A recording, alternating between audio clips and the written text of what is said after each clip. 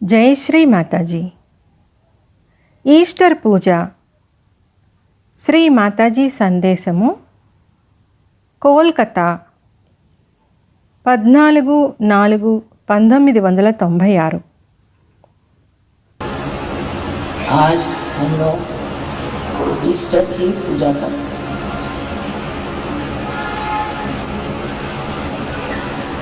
आज सज्जनों के लिए एक महत्वपूर्ण दिन है, क्योंकि ईसा मसीह ने दिखा दिया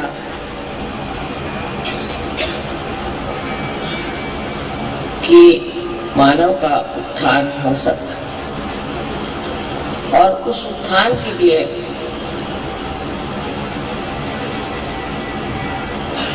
हमें प्रयत्नशील रहना चाहिए. జై శ్రీ మాతాజీ. ఈస్టర్ పూజ. శ్రీ మాతాజీ సందేశము, కోల్కతా, 14/4/1996. సహజయోగులకు ఈస్టర్ ఒక ముఖ్యమైన దినము. ఎందుకంటే మానవ పునరుత్థానము సాధ్యమే అని యేసుక్రీస్తు మనకు చూపించాడు. ఈ పునరుత్థానము కొరకై మనము ప్రయత్నిస్తూ ఉండాలి. ఆయనకు సిలువ వేయటంలో కూడా గొప్ప అర్థము ఇమిడి ఉన్నది. అనగా ఆయనకు సిలువ వేయటం వలన ఆజ్ఞాచక్రము వద్ద గల సిలువ చిహ్నము స్వస్తిక్ యొక్క మరొక రూపముగా అయింది. యేసుక్రీస్తును సిలువకు వేలాడదీయడం వలన ఆయన తన తనువును చాలించాడు. ఆ సమయంలో ఆయన చెప్పిన ముఖ్య విషయం ఏమనగా, అమ్మ కొరకై నిరీక్షించండి, అమ్మ కొరకై ఎదురు చూడండి అని. అంటే ఎవరికి తోచిన అర్థము వారు తీసుకుంటారు. కానీ ఆయన చాలా స్పష్టంగా తెలియచేశారు, నేను మీ కొరకై 3 రూపాలలో ఉన్న త్రిగుణాత్మక శక్తిని పంపెదను అని. అందులో ఒకటైన క్షేమమును ప్రసాదించే శక్తి చాలా అందముగా వర్ణింపబడినది. క్షేమాన్నిచ్చే శక్తియే మహాకాళీ శక్తి. ఆమె సౌఖ్యాన్ని ఇస్తుంది, రోగాలను నయం చేస్తుంది. అందువలన మన గతం నుంచి వచ్చిన చాలా సమస్యలు పరిష్కరింపబడతాయి. ఆయన పంపిన 2వ శక్తి మహాసరస్వతి. ఈమెను ఆయన బుద్ధిప్రదాయిని అని అన్నాడు. అనగా ఆమె మనకు వివరిస్తుంది మరియు అర్థం చేసుకునేలా చేస్తుంది. యోగ నిరూపణ శక్తి నుంచి శుద్ధ విద్యను పొందుతాము. 3వ శక్తి అయిన మహాలక్ష్మి నుండి మనము మోక్షమును పొందుతాము. ఈ విధముగా ఆయన 3 శక్తుల గురించి ప్రస్తావించాడు. బుద్ధుడు కూడా నేను మాత్రేయను పంపెదను అని అన్నాడు. అనగా 3 అమ్మల కలయికే మాత్రేయ. మాత్రేయను జనులు అర్థం చేసుకొనలేక మైత్రేయి అని అన్నారు. ఆదిశక్తిలో మాత్రమే 3 అమ్మలు కలిసి ఈ మాత్రేయగా ఉండగలరు. ఆదిశక్తిని క్రీస్తు ఆదిమాత అని తప్పక చెప్పి ఉంటాడు. కానీ బైబిల్ వ్రాసిన వారు ఆదిశక్తిని పరిశుద్ధాత్మగా మార్చి ఆ స్థానములో ఒక పావురమును ఉంచేశారు. ఎందుకంటే బైబిల్ను మార్చిన ప్రజలు స్త్రీలను ద్వేషించేవారు. ఒక స్త్రీమూర్తి అంతటి మహత్కార్యమును నిర్వర్తించగలదని నమ్మలేకపోయారు. ఆ ద్వేషముతోనే పరిశుద్ధాత్మగా వర్ణించారు మరియు పావురము అని అన్నారు. అనగా శాంతి దూత అని అర్థము. అంతేకాని వారు ఒక స్త్రీమూర్తిని గురించి మాత్రము మాట్లాడలేదు. మహామాయ ఉంటుందని, ఆమెను మీరు గుర్తించలేరని మన శాస్త్రాలలో వ్రాయబడినది. ఆమెను గుర్తించటానికి కూడా మీకు మీ ఆత్మసాక్షాత్కారము అవసరము. మీరు ఆత్మసాక్షాత్కారము పొందనట్లయితే ఆమెను గుర్తించలేరు. క్రీస్తు తన జీవిత కాలములో వీలైనంత స్పష్టముగా ఆ విషయాన్నే పదే పదే చెప్పాడు. వాటిలో బైబిల్ను మార్చిన వారు ఎన్నింటిని చెప్పారో ఎన్నింటిని చెప్పలేదో మనకు తెలియదు. కానీ ఇంకా దానిలో కొన్ని వాస్తవాలు ఉన్నాయి. వాటిని వారు మార్పు చేయలేకపోయారు. యేసుక్రీస్తు యొక్క ఆగమనము సహజ యోగమునకు చాలా ముఖ్యము. ఆయన ఒక అమాయకమైన బాలుడు. ఆయన శ్రీ గణేశుని యొక్క అవతారమని నిర్ధారణ చేయబడినది. శ్రీ గణేశుడు ఒకే ఒక్కసారి యేసుక్రీస్తుగా అవతరించాడు. బుద్ధుడు, మహావీరుడు మరియు యేసుక్రీస్తు వీరు ముగ్గురు త్యాగం ద్వారానే గుర్తింపునకు వచ్చారు. విరాట స్థితిలోనే పనిచేస్తూ వారు త్యాగం చేశారు. మానవుడు త్యాగం చేయాలని, ధ్యానం చేయాలని వారు అన్నారు. అప్పుడే ఆజ్ఞాచక్రమును దాటి వెళ్ళగలడని అన్నారు. ఆజ్ఞాచక్రమును దాటుట చాలా ముఖ్యము. లేకపోతే కుండలిని జాగృతి చెందలేదు. ఆజ్ఞాచక్రమును దాటటము యేసుక్రీస్తు యొక్క పునరుద్ధానము వలననే జరిగినది. మొదట ఆయన మరణించి మళ్ళీ పునరుద్ధానము చెందాడు. మనకు సంబంధించి ఈస్టర్ ద్వారా మనకు గల ఒక ప్రత్యేకమైన సందేశము ఏమనగా, క్రీస్తు యొక్క పునరుద్ధానము వలననే మనకు ఆత్మసాక్షాత్కారము లభించింది. ఆజ్ఞాచక్రము మానవునిలో గల కష్టతరమైన చక్రము. మానవుడు ఎల్లప్పుడూ ఆలోచిస్తూ ఉంటాడు. ఎల్లప్పుడూ ఆలోచిస్తూ మనసు ఆలోచన బుడగవలే అయి ఆ ఆలోచనల నుంచి బయటపడలేడు. ఆజ్ఞాచక్రమును దాటినప్పుడు మాత్రమే నిర్విచార స్థితికి వెళ్ళగలరు. యేసుక్రీస్తు తన జీవితమును చాలించి పునరుద్ధానమును పొంది ఉండకపోయినట్లయితే సహజయోగము చాలా కష్టమై ఉండేది. అవతారమూర్తులందరూ వారి స్వంత ప్రదేశాలలో, స్వంత సమయాలలో, స్వంత స్థాయిలలో వారి వారి కార్యములను నిర్వర్తించారు. కానీ క్రీస్తు యొక్క పునరుద్ధానము వలన జరిగిన పని మాత్రము అమోఘమైనది. అందుకే ఆజ్ఞాచక్రమును తెరుచుట మనకు అంత కష్టం కాలేదు. చాలామంది గురువులున్నారు. వారి సత్కర్మముల వలననే ప్రజలకు జ్ఞానోదయము కలిగినది. ధర్మములో మరియు ఆత్మ సాక్షాత్కారములో శ్రద్ధను ప్రజలు చూపగలిగారు. క్రీస్తు మన దేశానికి వచ్చాడు. ఎందుకనగా ఆయన నివసించిన దేశములోని ప్రజలలో సూక్ష్మ దృష్టి లేదు. అంతరాత్మను గురించిన జ్ఞానము లేదు. అందుకే కాశ్మీరుకు వచ్చి శాలివాహన రాజును కలిశాడు. రాజు ఆయన పేరును అడుగగా ఈసా మసీ అని అన్నాడు. మసీ అనగా దూత అని అర్థము. నేను ఏ దేశం నుంచి వచ్చానో ఆ దేశంలోని ప్రజలు మల ఇచ్ఛ అనగా మలినమైన కోరికలు కలిగి ఉన్నారు అని క్రీస్తు చెప్పాడు. పాశ్చాత్యులు ఏ కార్యక్రమమును చేసినా వారు మలినాన్నే కోరుకుంటారు, పిచ్చితనాన్నే కోరుతారు. మీరు వారి సినిమాలను చూస్తే వారు పిచ్చివారన్న విషయము రూఢిగా తెలుస్తుంది. అందుకే మన దేశంలో వారిని మ్లేచ్ఛులు అని అనేవారు. అనగా మలినమైన కోరికను కలిగిన వారు అని అర్థము. వారు మలినాన్ని కోరుతుంటే నేను ఎక్కడికి వెళ్ళాలి? ఇక్కడ భారతదేశంలో ఆత్మజ్ఞానము ఉన్నది, అందుకే నేను ఇక్కడే ఉంటాను అని క్రీస్తు అన్నాడు. అప్పుడు శాలివాహన రాజు, మీరు గొప్ప ఆత్మసాక్షాత్కారులు, మీరు మీ దేశానికి తిరిగి వెళ్ళండి, వారికి పవిత్రతా సూత్రాలను బోధించండి. వారిలో పవిత్రత స్థాపించబడితే మలినమైన కోర్కెల నుండి విముక్తులవుతారు అని అన్నారు. క్రీస్తు తిరిగి స్వదేశానికి వెళ్ళి అక్కడ 3.5 సంవత్సరాలు ఎలాగో గడిపాడు. ఈలోగా ఆయనను బంధించి సిలువ వేశారు. ఆయనకు అదలా జరగవలసి ఉన్నది, ఆయనలా చేయవలసి ఉన్నది. కానీ ఆయన తన జీవితమును చాలించిన విధానము ఆయన ఎంతటి మహోన్నతుడో మనకు తెలియచేస్తున్నది. అంత తక్కువ సమయంలో కేవలము 3.5 సంవత్సరాలలో ఆయన చేసిన కార్యములు ఎంతో ఘనమైనవి. కానీ ఆత్మసాక్షాత్కారాన్ని మాత్రము ఇతరులకు ఇవ్వలేకపోయాడు. కారణం, ఆ కాలంలో మీలాంటి సత్యాన్వేషకులు లేరు. నేను చాలా అదృష్టవంతురాలని.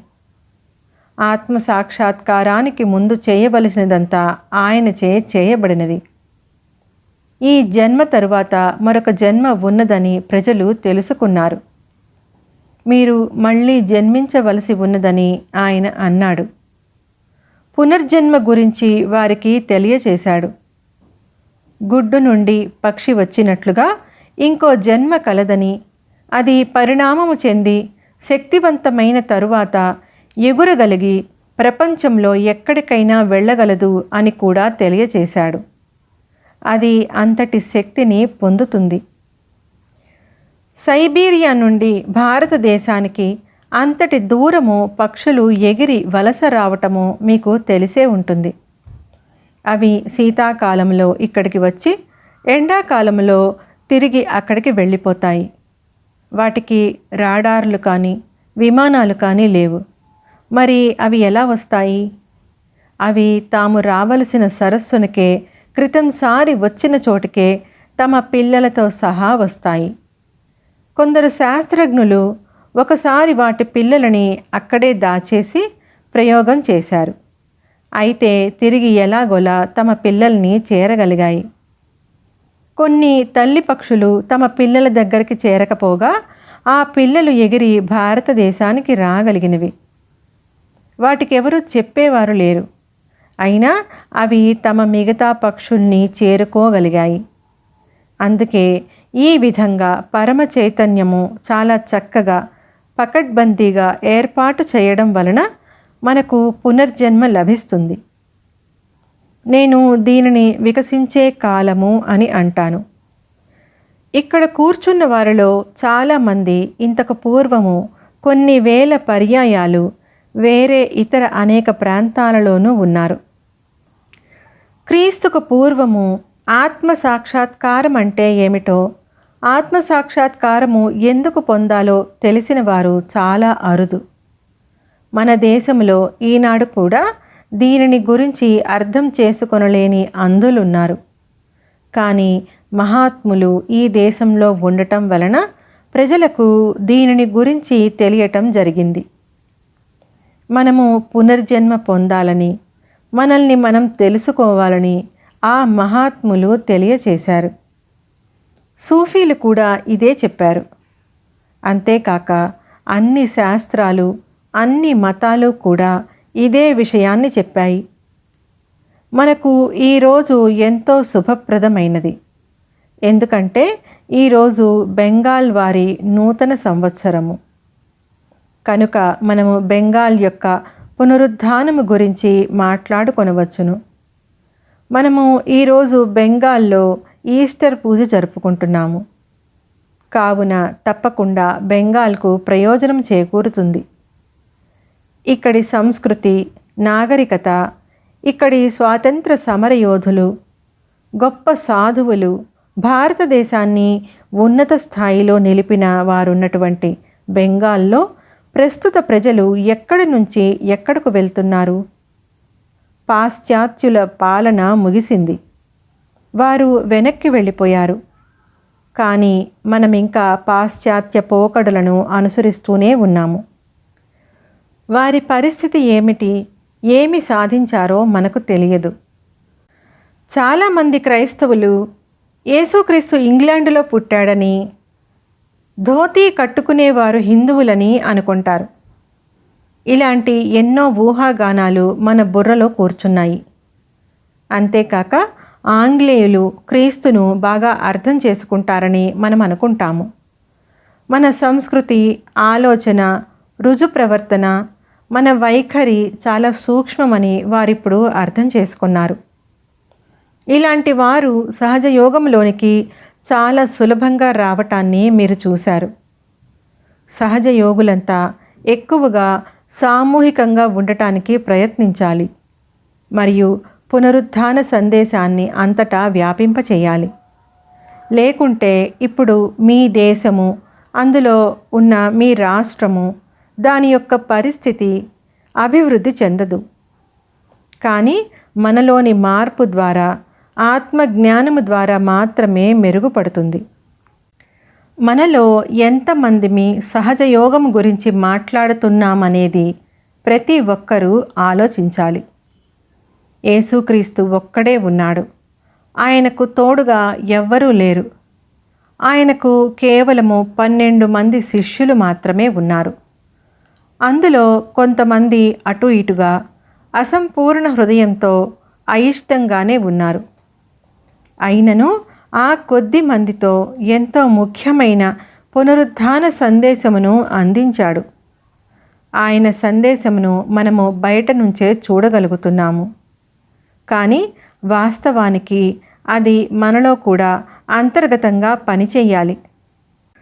కుండలిని శక్తి బ్రహ్మరంధ్రం గుండా ఛేదించుకుని వెళ్ళే స్థాయికి మనము చేరుకున్నాము. క్రీస్తు ఎల్లప్పుడూ క్షమాగుణం గురించి మాట్లాడాడు. బుద్ధుడు వాత్సల్యం గురించి మాట్లాడాడు. మీరు అందరినీ క్షమించగలగాలని వారు ఎల్లప్పుడూ క్షమాగుణం గురించి మాట్లాడారు. ఆయన తనకు సిలువ వేసినప్పుడు కూడా వీరు ఏమి చేస్తున్నారో వీరికి తెలియదు, కావున క్షమించమని ప్రార్థించాడు.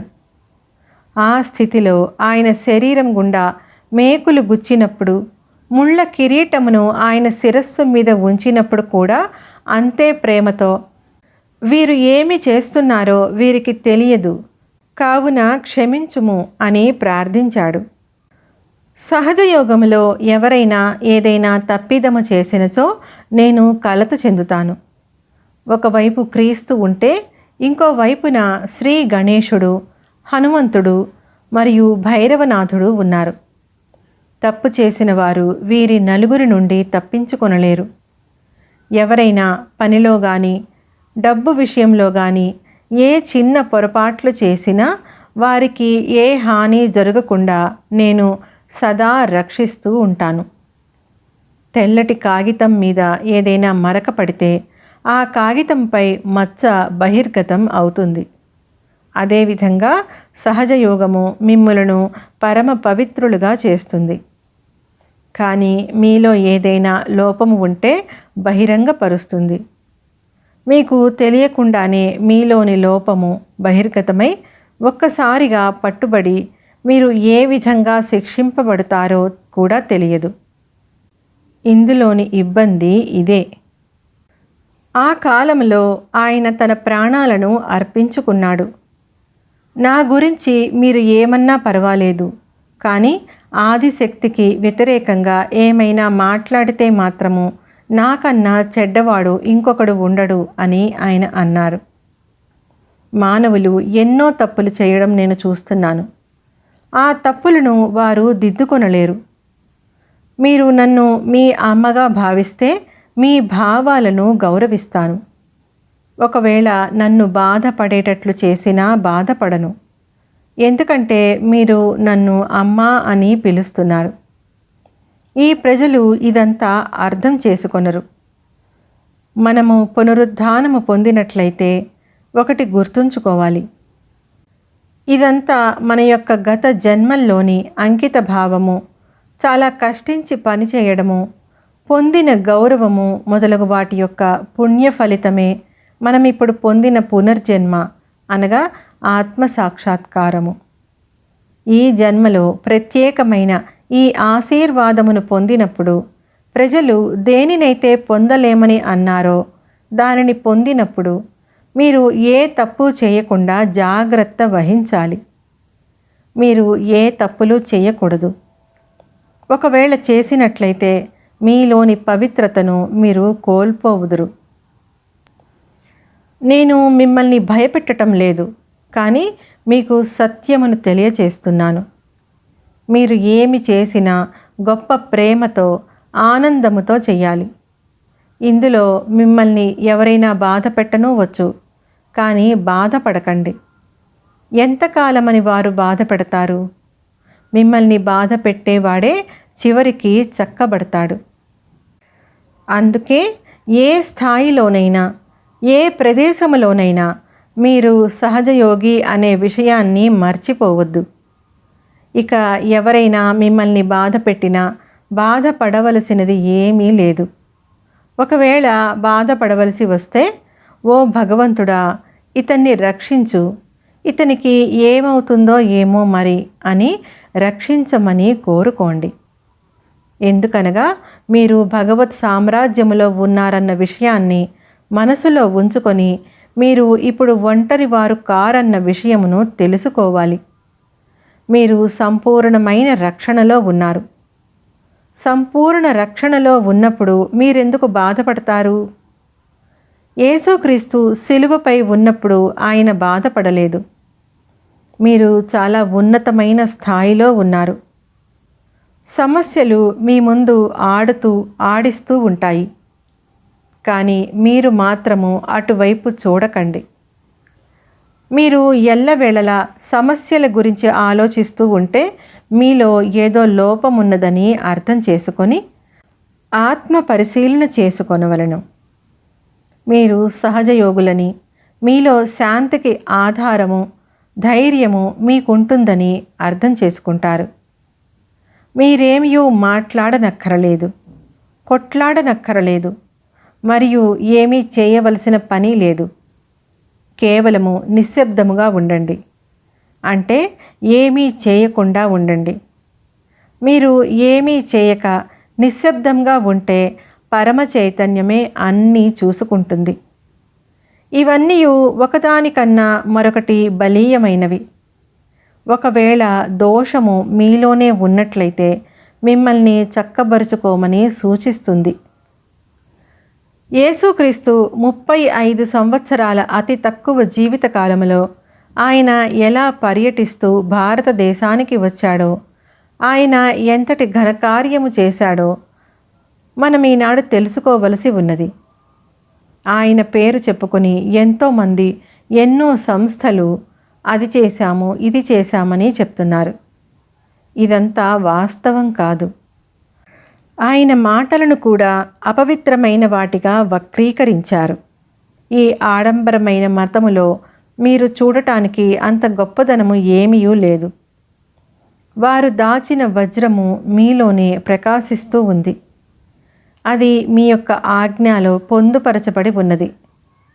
మీలో క్షమాశక్తి ఎంతగా పెరిగితే మీరు సహస్రారములోనికి అంత తొందరగా ప్రవేశించగలరు. ఇప్పుడు క్రైస్తవులతో వచ్చిన చిక్కేమిటంటే, వారు క్రైస్తవులుగా జన్మించినందున క్రైస్తవ మతాన్ని గురించి వారు మాత్రమే ఆలోచించగలరు.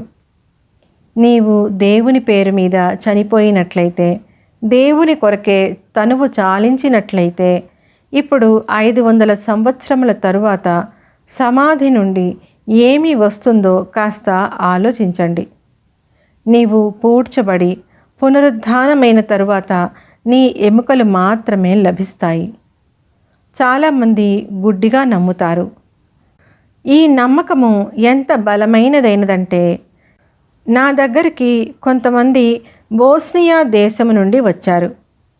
మీరెందుకు యుద్ధం చేస్తున్నారని వారిని అడిగాను. మీరు ముస్లిములు, మీరు నిరాకారమైన దేవుడిని నమ్ముతారు, భూమి కొరకు ఎందుకు కొట్లాడుకుంటున్నారు అని ప్రశ్నించాను. దానికి వారు, మా పురాతన మత గ్రంథాలలో నీవు దేవుని పేరు మీద చనిపోతే ఇలా జరుగుతుందని వ్రాసి ఉన్నదని చెప్పారు.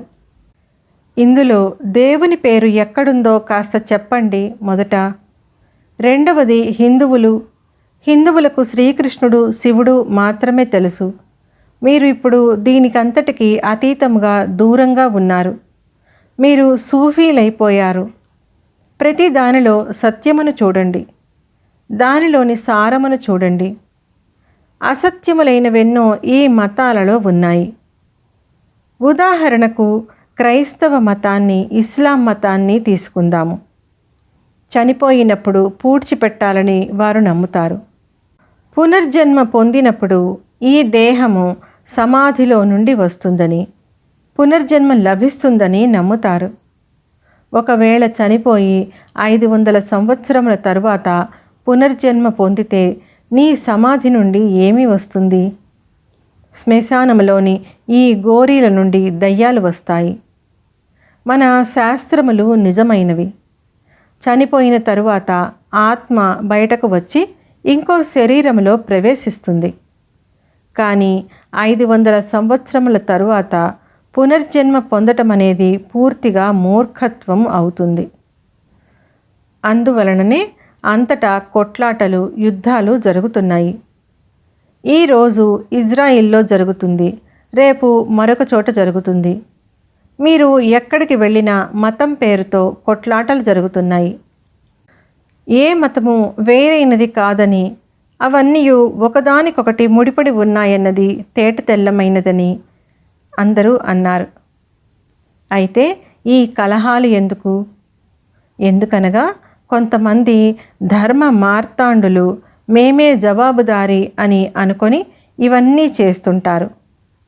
యేసుక్రీస్తు ఒక గొప్ప విషయం చెప్పారు, మీకు కలుషితమైన కళ్ళు ఉండరాదు అని.